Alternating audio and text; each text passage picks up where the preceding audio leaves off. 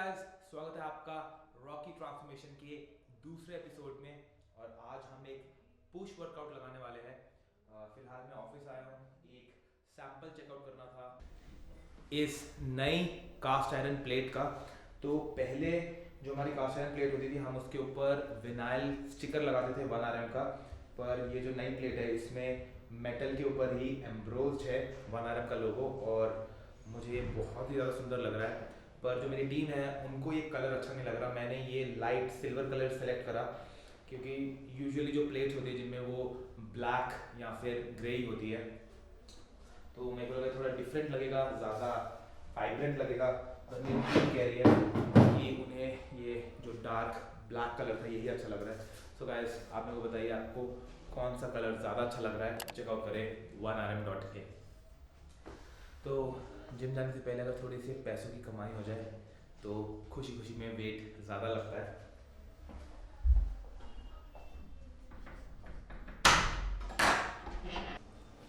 है गाइस, कैसे हो? 50 का 10, 50 का 100, 500 के 1000। अच्छा, मतलब मैं जीता तो 500 1000 मिलेंगे, तू मैं जीता आपको 1000 दूंगा, अगर मैं जीता आप मुझे 500 देना, ठीक है? 500 का 1000। कितने पॉइंट का गेम हैं? कितने पॉइंट का गेम? 20 का। क्या कहते हो गाइस, खेल ले? क्या लगता है जीतूंगा?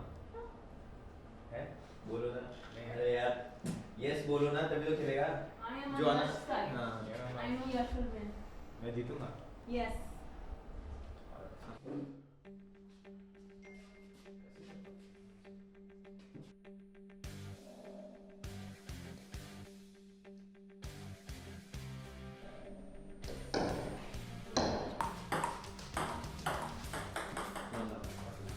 One love.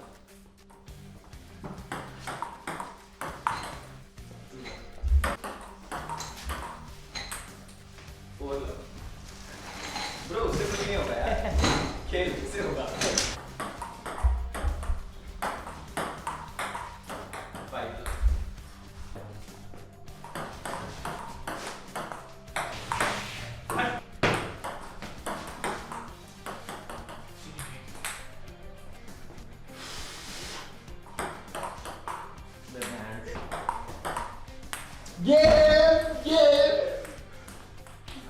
गेम चलते तेरी सर गेम चलते है ना। तेरी सर ओ गेम 18।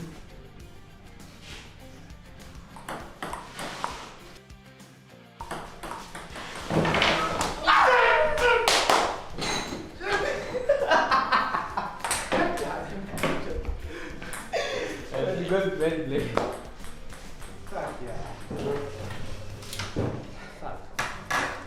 शिट यार, 2 पॉइंट सर्व के नहीं देने चाहिए थे, वो गंदे दिए। एक्सक्यूजेस सुन लो अब सारे, ठीक है? अब मैं जा रहा हूँ पार्टी करने। चलता है भाई यार।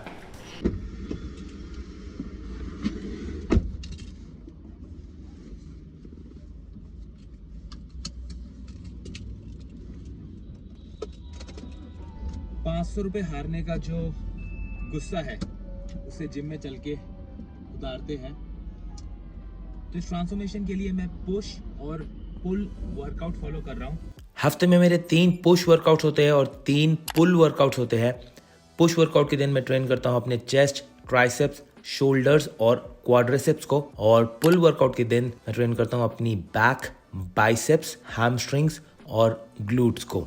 इस स्प्लिट का फायदा यह है कि आप एक ज्यादा फ्रीक्वेंसी के साथ हर एक मसल ग्रुप को ट्रेन कर सकते हो। जैसा कि आप देख सकते हो कि हम हर एक मसल ग्रुप को हफ्ते में 3 बारी ट्रेन कर रहे हैं, और साइंटिफिक स्टडीज में नोट करा गया है कि ज्यादा फ्रीक्वेंसी के साथ ट्रेन करना बेहतर रहता है मसल बिल्डिंग के लिए, अगर आप ढंग से रिकवर कर पा रहे हो। तो आज मैं अपने सौरव सिंह भाई का प्री वर्कआउट ट्राई करने वाला हूँ।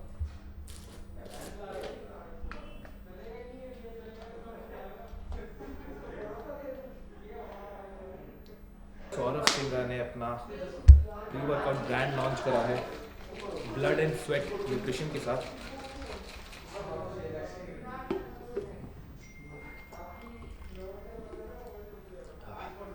Test is really amazing. Green apple flavour बहुत ही कम प्री वर्कआउट्स में आता है, और खाता है तो टेस्ट अच्छा नहीं होता. So this actually taste like green Apple.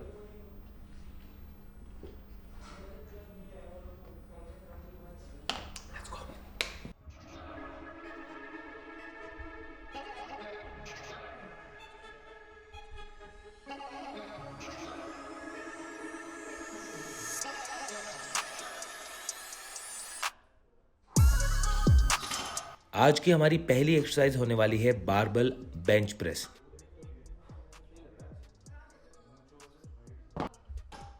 मैं अपने वर्कआउट के स्टार्टिंग के सेट्स नंगे पैर करता हूँ और उसके बाद मैं अपने ट्रेनिंग शूज़ डालता हूँ.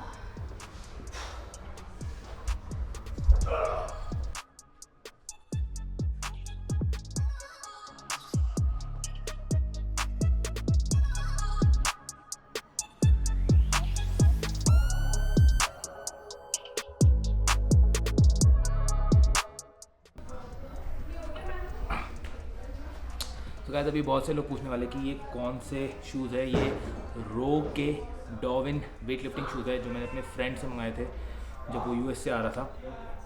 सो 1RM ने भी एक वेट लिफ्टिंग शू का प्रोटोटाइप बनवाया था, बट प्रॉब्लम ये रही कि उसकी जो क्वालिटी थी वो वैसी थी जैसे इंडिया में अभी वेट लिफ्टिंग शूज़ अवेलेबल है, तो उन्हें लॉन्च करने का कोई पॉइंट नहीं था. हम वेट कर रहे हैं कि हम इंटरनेशनल क्वालिटी के वेट लिफ्टिंग शूज़ इंडिया में बना पाए, उसके बाद ही उन्हें हम लॉन्च करेंगे. सो होपफुली गर्मियों तक हम शूज़ भी लॉन्च कर देंगे. So stay tuned.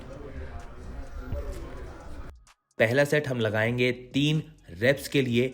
जो इंटेंसिटी है वो हमें 1 रेप इन रिजर्व की रखनी है, यानी सेट ख़त्म होने के बाद आपके शरीर में इतनी जान होनी चाहिए कि आप 1 रेप और लगा सके. अगर आपको लगता है कि आप 2 से ज़्यादा रेप्स और लगा सकते थे, यानी वेट आपने काफ़ी ज़्यादा कम उठाया है, और अगर आप 3 रेप्स में एकदम बुरी तरह फेल हो जाते हो तो आपने ज़रूरत से ज़्यादा वेट उठाया है. अगला सेट हमें 6 रेप्स के लिए लगाना है, इसलिए मैं वज़न थोड़ा सा कम कर रहा हूँ. अब यहाँ पर मैं 115 केजी उठाने वाला हूँ.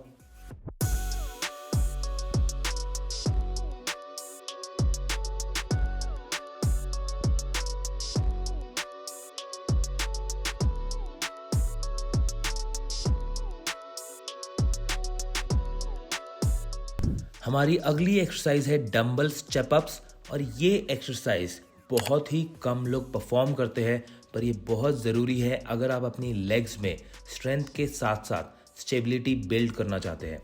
आप में से कई लोग होंगे जिन्हें कई बार बिना बात के कभी नी में कभी ग्रोइंस में पेन होता है, और इसकी मेन वजह यह है कि आपके स्टेबलाइजर मसल्स उतने स्ट्रॉन्ग नहीं है, और ये एक्सरसाइज उन्हीं को स्ट्रेंथन करने का काम करती है. इस एक्सरसाइज को परफॉर्म करने के लिए जो बेंच की हाइट है वो आपके शिन के मिड लेवल तक होनी चाहिए.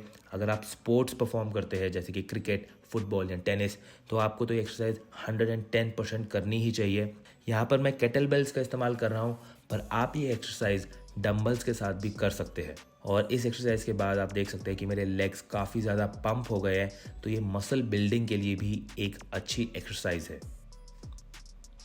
हमारी अगली एक्सरसाइज है केबल लैटरल रेस.